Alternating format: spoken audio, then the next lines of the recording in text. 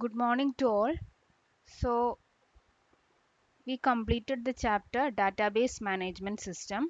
Today we discuss a new chapter Structured Query Language. Okay. അല്ലെങ്കിൽ SQL എന്ന് പറയും. SQLന്റെ full form എന്താണ്? Structured Query Language. Okay. അപ്പോൾ നമ്മൾ ആദ്യം പഠിക്കാൻ പോകുന്നത് എന്താണ് സ്ട്രക്ചേർഡ് ക്വറി ലാംഗ്വേജ് എന്നാണ്. അപ്പോൾ നമ്മളിപ്പോൾ ഏതൊക്കെ ലാംഗ്വേജ് പഠിച്ചു? C++ ലാംഗ്വേജ് പഠിച്ചു, HTML വെച്ചുള്ള പ്രോഗ്രാമിംഗ് പഠിച്ചു, ജാവാസ്ക്രിപ്റ്റ് വെച്ചുള്ളതും പഠിച്ചു. ഇനി നമ്മൾ അടുത്ത പഠിക്കാൻ പോകുന്നതാണ് സ്ട്രക്ചേർഡ് ക്വറി ലാംഗ്വേജ്. ഈ ലാംഗ്വേജ് എന്തിനാണ് യൂസ് ചെയ്യണമെന്ന് വെച്ച് കഴിഞ്ഞാൽ നമുക്ക് ഇപ്പം നമ്മൾ ലാസ്റ്റ് ചാപ്റ്ററിൽ പഠിച്ചു നിർത്തിയത് ഡാറ്റാബേസിൻ്റെ കാര്യം വെച്ചിട്ടാണ്. ഡാറ്റാബേസിൽ ടേബിൾസുകൾ ഉണ്ടായിരിക്കും. Tables rows and columns wise ആണ് സ്റ്റോർ ചെയ്തേക്കണത്. അങ്ങനെ കുറേ കാര്യങ്ങളൊക്കെ നമ്മൾ പറഞ്ഞു.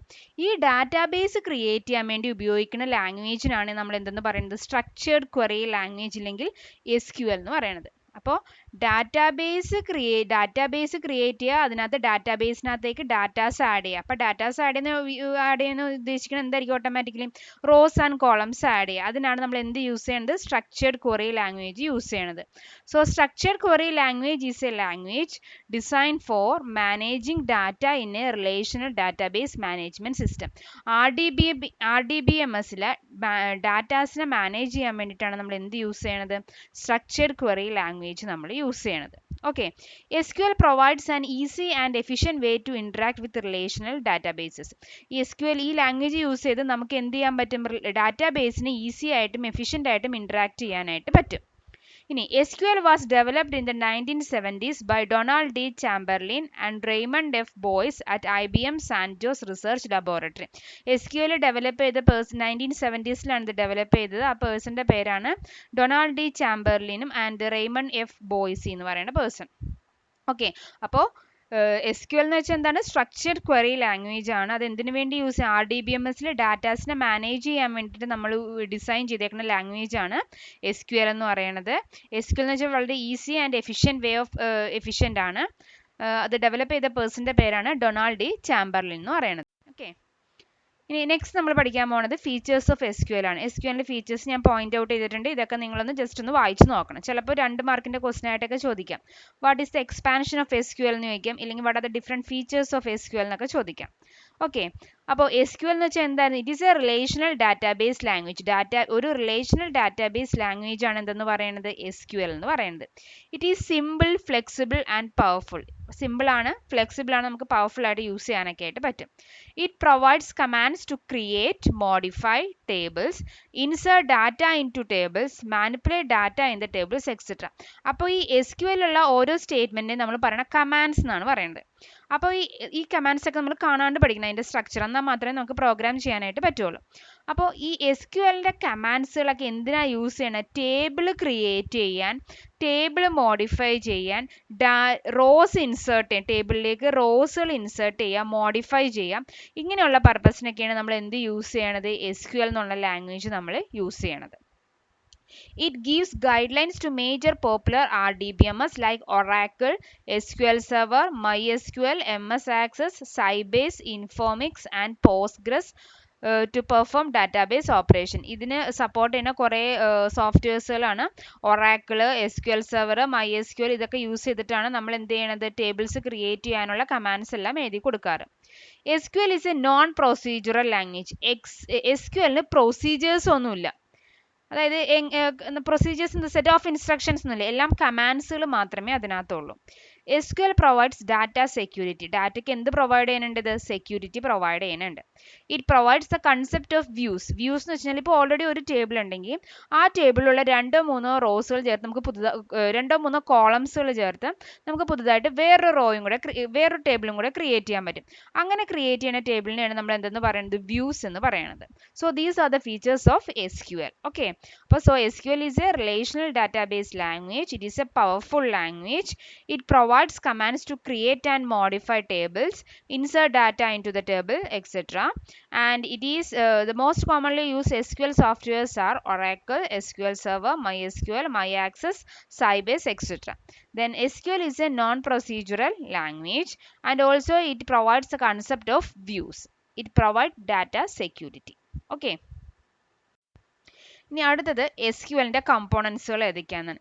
SQLന് മെയിൻലി 3 കമ്പോണൻസ് ആണ് ഉള്ളത്. ഇത് എക്സാമിന് ചോദിക്കാറുള്ളതാണ്. Data definition language, data manipulation language, data control language. So what are the different 3 components of SQL? DDL, DML and DCL. ഇത് ചിലപ്പോൾ സാധാരണ നമ്മൾ SQLന്റെ പ്രോഗ്രാം ചെയ്യുമ്പോൾ വൈവക്കൊക്കെ ചോദിക്കാറുള്ളത് ഇത്. ഓക്കെ, അപ്പോൾ SQLന് മെയിൻലി 3 കമ്പോണൻസ് ആണുള്ളത്. ഏതൊക്കെ? Data definition language, data manipulation language and data control language. Data definition ലാംഗ്വേജിനെ തന്നെ നമ്മൾ ഷോർട്ടായിട്ട് പറയുന്നതാണ് DDL. ഡാറ്റ മാനിപ്പുലേഷൻ ലാംഗ്വേജിന് ഷോർട്ടായിട്ട് പറയുന്നതാണ് DML. ഡാറ്റ കൺട്രോൾ ലാംഗ്വേജിന് ഷോർട്ടായിട്ട് പറയുന്നതാണ് DCL. അപ്പോൾ ഇത് മൂന്നും നന്നായി പഠിക്കേണ്ടതാണ്. അതുപോലെ തന്നെ നമ്മൾ പഠിക്കുന്ന കമാൻഡ്സുകൾ, നമ്മൾ കുറേ കമാൻഡ്സ് പഠിക്കാൻ പോകുന്നുണ്ട്. ഈ കമാൻഡ്സുകളെല്ലാം എങ്ങനെ ക്ലാസിഫൈ ചെയ്തേക്കണം? DDL കമാൻഡ്, DML കമാൻഡ്, അങ്ങനെയാണ് ക്ലാസിഫൈ ചെയ്തേക്കുന്നത്. ഇനി നമുക്ക് ഓരോന്നും എന്താണെന്ന് പഠിക്കാം. ആദ്യം പഠിക്കാൻ പോകുന്നതാണ് data definition language. Data definition language എന്തിനാണെന്ന് വെച്ച് കഴിഞ്ഞാൽ DDL is A component.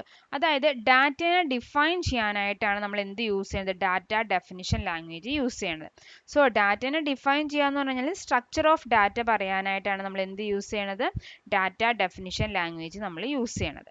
So DDL is A അതുപോലെ തന്നെ ഇത് മെയിൻലി യൂസ് ചെയ്യുന്നത് ടേബിൾസിന്റെ കാര്യത്തിൽ മാത്രമാണ് DDL കമാൻഡ്സ് യൂസ് ചെയ്യുന്നത്. അതായത് ടേബിൾ ക്രിയേറ്റ് ചെയ്യുക, ടേബിൾ മീൻസ് റിലേഷൻ ക്രിയേറ്റ് ചെയ്യുക, റിലേഷൻ ഡിലീറ്റ് ചെയ്യുക, റിലേഷൻ മോഡിഫൈ ചെയ്യുക.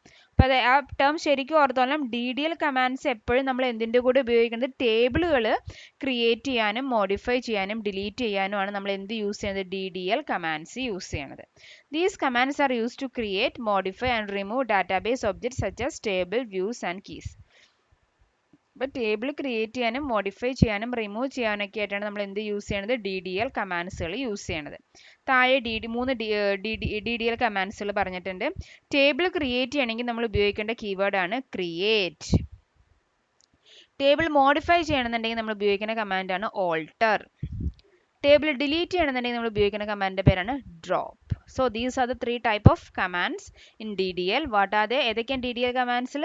Table create, alter and drop. ഈ വേർഡ്സിൽ ഇതുപോലെ തന്നെ സ്പെല്ലിംഗ് സഹിതം പഠിക്കേണ്ടതാണ്. അപ്പോൾ DDL കമാൻഡ്സ് എന്ന് പറയുമ്പോഴത്തേക്കും ടേബിൾസുകൾ ക്രിയേറ്റ് ചെയ്യുക, മോഡിഫൈ ചെയ്യുക, അതുപോലെ റിമൂവ് ചെയ്യുക. ഇതിനാണ് എന്ത് യൂസ് ചെയ്യണത്? DDL കമാൻഡ്സ് യൂസ് ചെയ്യണത്. ഇനി അടുത്തത് DML കമാൻഡ്സ്. അപ്പോൾ DML ഡാറ്റ മാനിപ്പുലേഷൻ ലാംഗ്വേജ്. അപ്പം ഡാറ്റേനെ മാനിപ്പുലേറ്റ് ചെയ്യാൻ. അപ്പം ഡാറ്റേനെ മാനിപ്പുലേറ്റ് ചെയ്യാന്ന് വെച്ച് കഴിഞ്ഞാൽ റോസിൻ്റെ കാര്യം അല്ലെങ്കിൽ ടപ്പിൾസിൻ്റെ കാര്യം. ടപ്പിൾസിനെ ഇൻസേർട്ട് ചെയ്യാനും ഡിലീറ്റ് ചെയ്യാനും അപ്ഡേറ്റ് ചെയ്യാനായിട്ടാണ് എന്ത് യൂസ് ചെയ്യുന്നത്? ഡാറ്റ മാനിപ്പുലേഷൻ ലാംഗ്വേജ് നമ്മൾ യൂസ് ചെയ്യുന്നത്.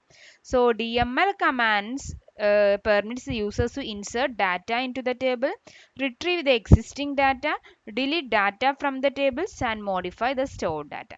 അപ്പോൾ DDL കമാൻഡ്സ് എന്തായിരുന്നു? ടേബിൾസുകൾ ക്രിയേറ്റ് ചെയ്യാനും മോഡിഫൈ ചെയ്യാനും ആയിരുന്നു. ഇനി DML കമാൻഡ്സ് യൂസ് ചെയ്യണത് എന്തിനായിരുന്നു? ടപ്പിൾസുകൾ ക്രിയേറ്റ് ചെയ്യാനും മോഡിഫൈ ചെയ്യാനും അപ്ഡേറ്റ് ചെയ്യാനൊക്കെ വേണ്ടിയിട്ടാണ് നമ്മൾ എന്ത് യൂസ് ചെയ്യണത്? DML കമാൻഡ്സ് നമ്മൾ യൂസ് ചെയ്യണത്. ഇനി താഴെ ഞാൻ DML കമാൻഡ്സുകൾ കുറച്ച് പറഞ്ഞിട്ടുണ്ട്. ഏതൊക്കെ കമാൻഡാന്ന് നോക്കിയാൽ സെലക്ട്, ഇൻസേർട്ട്, അപ്ഡേറ്റ്, ഡിലീറ്റ്. ഇപ്പോൾ റോസുകൾ സെലക്ട് ചെയ്യാനാണെന്നുണ്ടെങ്കിൽ നമുക്ക് സെലക്ട് കമാൻഡ് യൂസ് ചെയ്യാം. റോസ് ഇൻസേർട്ട് ചെയ്യാൻ ആണെങ്കിൽ നമുക്ക് എന്ത് യൂസ് ചെയ്യാം? ഇൻസേർട്ട് കമാൻഡ് യൂസ് ചെയ്യാം. റോസ് മോഡിഫൈ ചെയ്യണമെന്നുണ്ടെങ്കിൽ നമുക്ക് അപ്ഡേറ്റ് കമാൻഡ് യൂസ് ചെയ്യാം. ഇനി റോസ് ഡിലീറ്റ് ചെയ്യണമെന്നുണ്ടെങ്കിൽ നമുക്ക് എന്ത് യൂസ് ചെയ്യാം? ഡിലീറ്റ് കമാൻഡ് യൂസ് ചെയ്യാം. അപ്പോൾ these are the different types of data manipulation languages. Next data control language. Data control എന്ന് പറയുമ്പോൾ പേര് തന്നെ എന്തിനു വേണ്ടിയിട്ട്? ഡാറ്റയുടെ ഫ്ലോ കൺട്രോൾ ചെയ്യാനായിട്ട് ഉപയോഗിക്കുന്ന ലാംഗ്വേജിനെയാണ് നമ്മൾ എന്തെന്ന് പറയുന്നത്? ഡാറ്റ കൺട്രോൾ ലാംഗ്വേജ് എന്ന് പറയുന്നത്.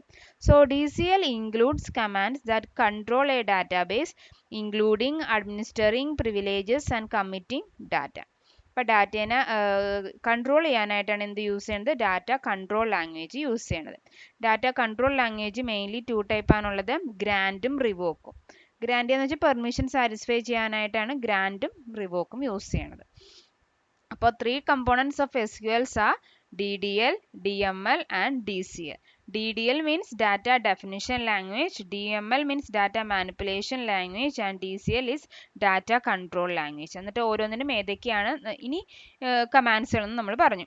ഇനി നമ്മൾ എന്താ ചെയ്യേണ്ടതെന്ന് വെച്ച് കഴിഞ്ഞാൽ അടുത്ത നെക്സ്റ്റ് ക്ലാസ്സോടുകൂടി നമ്മൾ കമാൻഡ്സുകൾ പഠിച്ചു തുടങ്ങും. അപ്പോൾ അതനുസരിച്ച് കമാൻഡ്സുകളിന് DDL കമാൻഡായിട്ടും DML കമാൻഡായിട്ടും ക്ലാസിഫൈ ചെയ്ത് വേണം പഠിക്കാനായിട്ട്. ഓക്കെ, ഇനി അടുത്തത് നമ്മൾ എങ്ങനെയാണ് ഇത്ര നാളിപ്പോൾ C++ പ്രോഗ്രാമിംഗ് ആണെങ്കിൽ നമ്മൾ എങ്ങനെയാണ് ചെയ്തിരുന്നത് വെച്ചത്, നമ്മൾ ജീനി IDEയിൽ ജീനി എന്ന് പറഞ്ഞൊരു സോഫ്റ്റ്വെയർ ഉണ്ട്, അത് ഓപ്പൺ ചെയ്തിട്ട് അതിനകത്താണ് നമ്മൾ ടൈപ്പ് ചെയ്യും, ദെൻ കമ്പൈൽ ചെയ്യും, എക്സിക്യൂട്ട് ചെയ്യും, ദെൻ റിസൾട്ട് വ്യൂ ചെയ്യും. ഇനി HTML പ്രോഗ്രാം ആണെന്ന് വെച്ചാൽ നമ്മൾ ടൈപ്പ് ചെയ്ത് കൊടുക്കുന്നത് ഇവിടെ ടെക്സ്റ്റ് എഡിറ്ററിലാണ് ടൈപ്പ് ചെയ്ത് കൊടുക്കണതെന്ന് പറഞ്ഞു. അതുപോലെ തന്നെ ജാവാസ്ക്രിപ്റ്റ് ആണെങ്കിൽ നമ്മൾ ടൈപ്പ് ചെയ്യണ ഇവിടെ ടെക്സ്റ്റ് എഡിറ്ററിലായിരുന്നു. പക്ഷേ ഈ SQLന്റെ പ്രോഗ്രാമിംഗ് നമ്മൾ ചെയ്യണമെന്നുണ്ടെങ്കിൽ അത് ഉബുണ്ടുവിലാണെങ്കിൽ ലിനക്സ് ഓപ്പറേറ്റിംഗ് സിസ്റ്റത്തിലാണെന്നുണ്ടെങ്കിൽ നമ്മൾ അത് എടുക്കേണ്ട സ്റ്റെപ്സുകളാണ് താഴെ പറഞ്ഞേക്കുന്നത്. ആപ്ലിക്കേഷൻസ് ഉണ്ട്, നമ്മൾ ഓപ്പൺ ചെയ്യുമ്പോൾ തന്നെ വിൻഡോ ഓപ്പൺ ആയി വരുമ്പോൾ തന്നെ ലിനക്സിൻ്റെ ഇത് ഓപ്പൺ ആയി വരുമ്പോൾ തന്നെ ആപ്ലിക്കേഷൻസ് എന്നുള്ള ലിങ്ക് ഒരു ബട്ടൺ കാണാം. ആപ്ലിക്കേഷൻസിൽ ക്ലിക്ക് ചെയ്യാം, അതിൽ ആക്സസറീസിൽ ടെർമിനൽസ്. മനസ്സിലായല്ലോ? അപ്പോൾ ആപ്ലിക്കേഷൻസ് എടുക്കുക, ആക്സസറീസ് എടുക്കുക, അതിനകത്ത് ടെർമിനൽ ക്ലിക്ക് ചെയ്യാം. ടെർമിനൽ ക്ലിക്ക് ചെയ്യുമ്പോഴത്തേക്കും ഇതുപോലെ ഞാൻ താഴെ കാണിച്ചേക്കുന്ന പോലത്തെ ഒരു വിൻഡോ ആയിരിക്കും വന്നത്. ഇത്രയും വലിയൊരു വിൻഡോ വരും. അപ്പോൾ ഇതിനകത്ത് നമ്മൾ എന്ത് ചെയ്യും, ഇതിനകത്ത് നമ്മൾ അടുത്ത ഇത് കണ്ട് മീന ലാപ്ടോപ്പ് എന്നും പറഞ്ഞ് ഒരു ഡോളർ സിമ്പിൾ വന്നേക്കണുണ്ടോ, അങ്ങനെ വന്ന് അവിടെ ഇങ്ങനെ ബ്ലിങ്ക് ചെയ്ത് നിൽക്കും. അപ്പം നമ്മൾ എന്ത് ചെയ്യുന്നു വെച്ച് കഴിഞ്ഞാൽ SQL MySQL സ്പേസ് ഇട്ടിട്ട് -u സ്പേസ് റൂട്ട് -p എന്ന് ടൈപ്പ് ചെയ്യാം. ഇത് ബൈഹാർട്ട് തന്നെ പഠിക്കാം. അപ്പോൾ എങ്ങനെയാണ് MySQL -u റൂട്ട് -p എന്ന് ടൈപ്പ് ചെയ്യാം. ദെൻ എൻ്റർ പ്രസ് ചെയ്യാം. അപ്പോൾ അതേക്കും താഴത്തേക്ക് ഈ പറഞ്ഞ കുറേ സാധനങ്ങൾ ഇങ്ങനെ വരും. എന്നിട്ട് ലാസ്റ്റ് MySQL എന്നും പറഞ്ഞൊരു പ്രോംപ്റ്റ് വന്നിങ്ങനെ നിൽക്കും. ഈ ലാസ്റ്റ് വന്നേക്കണ കണ്ടോ, ഈ MySQL എന്ന് പറഞ്ഞ പ്രോംപ്റ്റ് ഇങ്ങനെ വന്ന് നിൽക്കും. അപ്പോഴാണ് നമുക്ക് എന്ത് ചെയ്യാൻ പറ്റണത്, അതിലാണ് നമ്മൾ ടൈപ്പ് ചെയ്ത് കൊടുക്കുന്നത്. ഓക്കെ, അപ്പോൾ SQL ഓപ്പൺ ചെയ്യണമെന്നുണ്ടെങ്കിൽ നമ്മൾ എന്ത് ചെയ്യണം, ആപ്ലിക്കേഷൻസിൽ ആക്സസറീസിൽ ടെർമിനൽ എടുക്കുക. ടെർമിനൽ ക്ലിക്ക് ചെയ്യുമ്പോൾ ഒരു വിൻഡോ വരും. അപ്പോൾ തന്നെ നമ്മൾ എന്ത് ചെയ്ത് കൊടുക്കാം, MySQL -u റൂട്ട് -p എന്ന് എൻ്റർ അടിക്കാം. അപ്പോൾ ഒരു വിൻഡോ വരും, MySQLൻ്റെ പ്രോംപ്റ്റ് വന്ന് നിൽക്കും. അപ്പോൾ അതിലൂടെയാണ് നമ്മൾ കമാൻഡ്സുകളെല്ലാം എഴുതി കൊടുക്കുന്നത്. അത് കഴിഞ്ഞ് അത് തീർന്നു കഴിയുമ്പോൾ നമുക്ക് എന്ത് ചെയ്യാൻ പറ്റും, MySQLൻ്റെ അവിടെ തന്നെ എക്സിറ്റ് എന്ന് അടിച്ചു കഴിഞ്ഞാൽ നമുക്ക് വിൻഡോ ക്ലോസ് ചെയ്യാൻ പറ്റും. അപ്പോൾ ഇതാണ് SQL എടുക്കേണ്ടത്. ഇനി SQL നമ്മൾ എടുത്തു കഴിഞ്ഞ് കഴിഞ്ഞാൽ നമ്മൾ ആദ്യം ചെയ്യേണ്ടത് ഡാറ്റാബേസ് ക്രിയേറ്റ് ചെയ്യലാണ് ചെയ്യേണ്ടത്. ഡാറ്റാബേസ് ക്രിയേറ്റ് ചെയ്തതിന് ശേഷം വേണം നമുക്ക് അതിനകത്തേക്ക് റോസിനെ ഇൻസേർട്ട് ചെയ്യാൻ. അപ്പോൾ ഡാറ്റാബേസ് ക്രിയേറ്റ് ചെയ്യാനായിട്ടുള്ള ഫസ്റ്റ് സ്റ്റെപ്പാണ് കമാൻഡാണ് ക്രിയേറ്റ്. ആ വേർഡ് അങ്ങനെ തന്നെയാണ്, ക്യാപിറ്റൽ സ്മോൾ ആയാലും കുഴപ്പമില്ല. ക്രിയേറ്റ് ഡാറ്റാബേസ്, എന്നിട്ട് നിങ്ങൾ ഡാറ്റാബേസിന് ഒരു പേര് കൊടുക്കുക.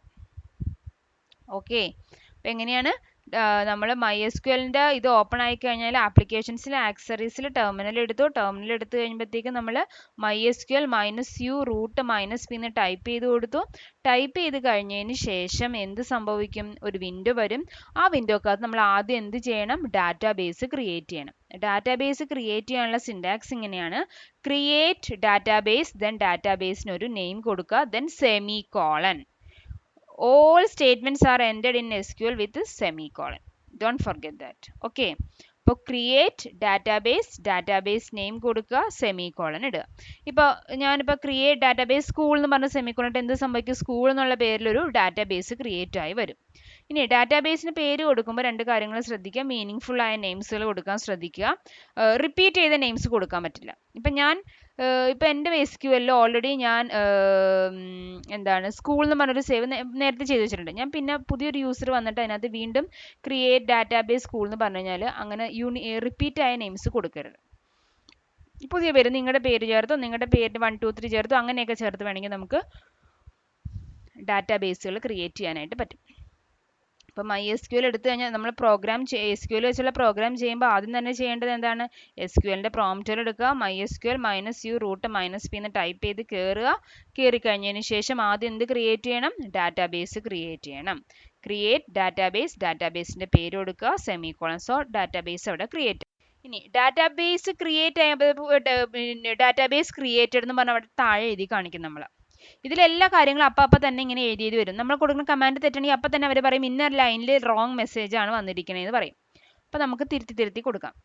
ഇനി ഡാറ്റാബേസ് ക്രിയേറ്റ് ചെയ്തതിന് ശേഷം നമ്മൾ എന്ത് ചെയ്യണം? ആ ഡാറ്റാബേസ് ഓപ്പൺ ചെയ്യണം. ഓപ്പൺ ചെയ്താൽ മാത്രമേ നമുക്ക് എന്ത് ചെയ്യാൻ പറ്റുള്ളൂ? അതിനകത്തേക്ക് റോസിനെ ഇൻസേർട്ട് ചെയ്യാനായിട്ട് പറ്റുള്ളൂ. ഇനി ഡാറ്റാബേസ് ഓപ്പൺ ചെയ്യാൻ ഉപയോഗിക്കേണ്ട കീവേഡ് ആണ് എന്തെന്നുള്ളത് യൂസ് ഡാറ്റാബേസ്. അപ്പോൾ ക്രിയേറ്റ് ഡാറ്റാബേസ്, ഡാറ്റാബേസിന് പേര് കൊടുത്തു, ദെൻ എന്ത് ചെയ്തു? യൂസ് ഡാറ്റാബേസ് എന്ന് പറയും. ഇപ്പോൾ സപ്പോസ് ഞാൻ സ്കൂൾ എന്നുള്ളൊരു ഡാറ്റാബേസ് ആണ് ക്രിയേറ്റ് ചെയ്തെങ്കിൽ ക്രിയേറ്റ് ഡാറ്റാബേസ് സ്കൂൾ എന്ന് ഞാൻ പറയും. എന്നിട്ട് ഞാൻ എങ്ങനെ കൊടുക്കും? യൂസ് സ്കൂൾ എന്നും പറഞ്ഞ് സെമിക്കോളൻ കൊടുക്കും. അപ്പോൾ എന്ത് സംഭവിക്കും? ആ സ്കൂളിനെ നമുക്ക് യൂസ് ചെയ്യാനായിട്ട് പറ്റും. അപ്പോൾ അവർ ഉടനെ മെസ്സേജ് കാണിക്കും, ഡാറ്റാബേസ് ചേഞ്ച് എന്നുള്ളൊരു മെസ്സേജ് കാണിക്കും. ഇനി നമ്മൾ ക്രിയേറ്റ് ചെയ്ത ഡാറ്റാബേസ് ഒന്ന് കാണുന്നുണ്ടെങ്കിൽ എന്തെന്ന് കൊടുത്താൽ മതി? ഷോ ഡാറ്റാബേസ് എന്ന് പറഞ്ഞാലും മതി.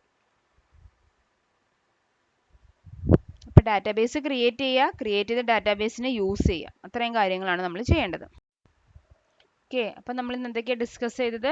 SQL എന്ന് പറഞ്ഞു. SQL എന്ന് വെച്ചാൽ എന്തായിരുന്നു? സ്ട്രക്ചർഡ് ക്വറി ലാംഗ്വേജ് ആയിരുന്നു. ദെൻ SQLന്റെ ഫീച്ചേഴ്സ് എന്തൊക്കെയാണ് നമ്മൾ ഡിസ്കസ് ചെയ്തു.